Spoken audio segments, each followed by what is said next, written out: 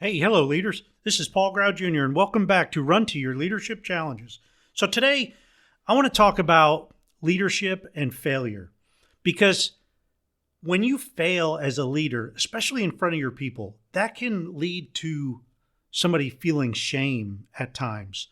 And when you have leadership, failure, and shame, man, that seems to hold a lot of leaders back. However, what if you accept failure as growth? Now it no longer becomes something that you're ashamed of. Now you look at failure as just another step in the process. So let's go back in the vault to season one, originally season one, episode 66, and let's hear what I have to say back then.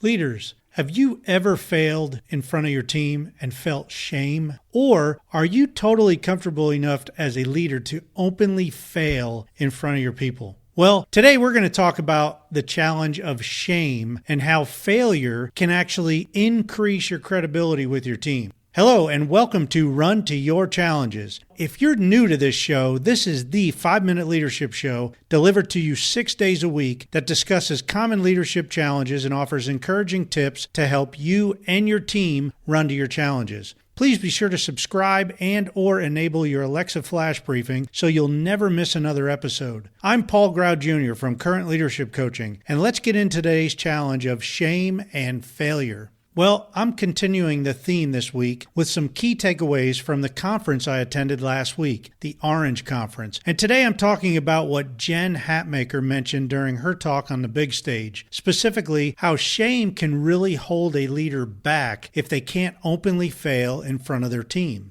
As Jen talked about this topic, it immediately resonated with me because of the close connection of running to a challenge. Both shame and failure are two challenges many leaders have to face head on throughout their career. And if they run away from these two challenges, they will always follow them and limit the leader's abilities. Now, I'll probably paraphrase a little, but Jen mentioned that if leaders cannot openly fail, they'll never be fully comfortable in that leadership role, or they'll never be completely themselves. That made me think a little bit, but it makes a lot of sense. If you are comfortable enough with your leadership abilities to take risks and fail in front of your team, you will probably not feel shame in the failure. You will most likely be confident in your decisions and learn from your failure.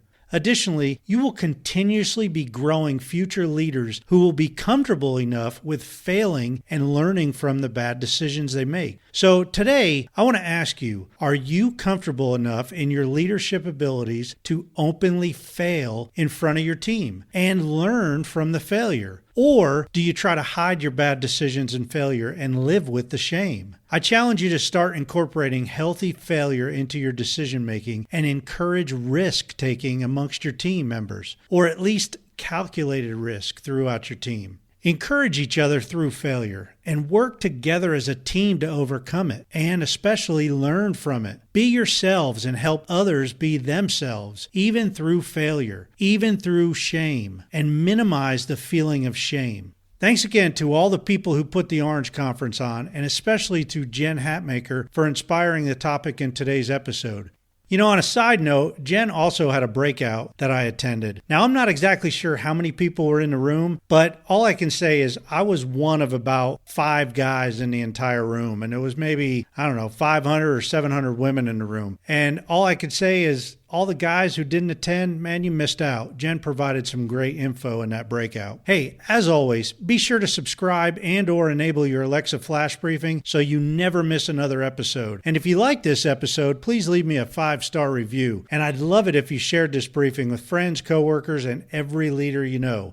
Feel free to contact me at Paul Grau, that's Paulgrau, at currentleadershipcoaching.com. Hey, if you email me your greatest leadership challenge, I'd love to send you a free copy of one of my leadership ebooks. Thank you, and until tomorrow, run to your challenges.